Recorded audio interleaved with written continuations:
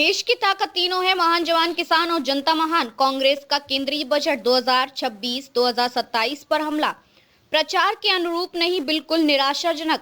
कांग्रेस ने केंद्रीय बजट 2026-2027 को पूरी तरह निरस करार दिया है और भाजपा सरकार पर इसे प्रचारित करने के तरीके को लेकर हमला बोला है। पार्टी के संचार महासचिव जयराम रमेश ने कहा कि वित्त मंत्री निर्मला सीतारमण का बजट भाषण गैर पारदर्शी था और इसमें प्रमुख योजनाओं और कार्यक्रमों के बजटीय आवंटन की स्पष्ट जानकारी नहीं दी गई।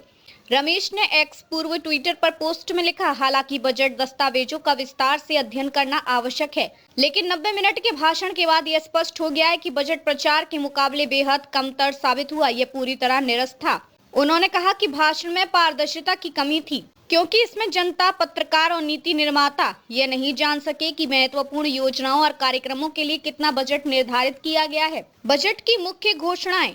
वित्त मंत्री निर्मला सीतारमण ने वित्त वर्ष 2027 के लिए पूंजीगत व्यय का लक्ष्य 11.2 लाख करोड़ रुपए से बढ़ाकर 12.2 लाख करोड़ रुपए करने की घोषणा की। बजट में देश में बुनियादी ढांचे के विकास को बढ़ावा देने के लिए कई उपाय शामिल हैं। विशेषकर दूसरे और तीसरे स्तर के शहरों में सरकार ने कृषि, सड़क, रेल और शहरी विकास क्षेत्रों में निवेश बढ़ाने की योजना का संकेत दिया। राजनीतिक और आर्थिक पृष्ठभूमि। यह बजट वैश्विक अनिश्चितताओं, व्यापारिक तनावों, अमेरिकी टैरिफ और निर्यात में मंदी की पृष्ठभूमि में आया है।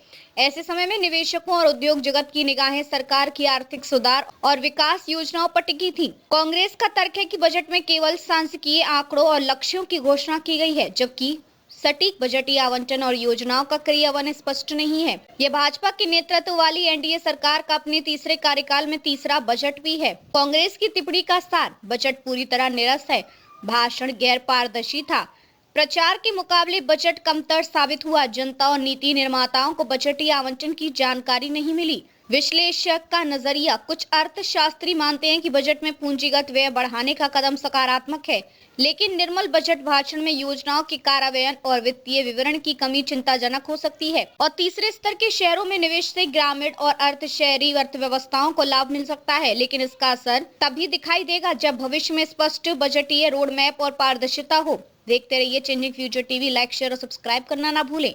देश, दुनिया और भविष्य की सबसे बड़ी खबरों के लिए।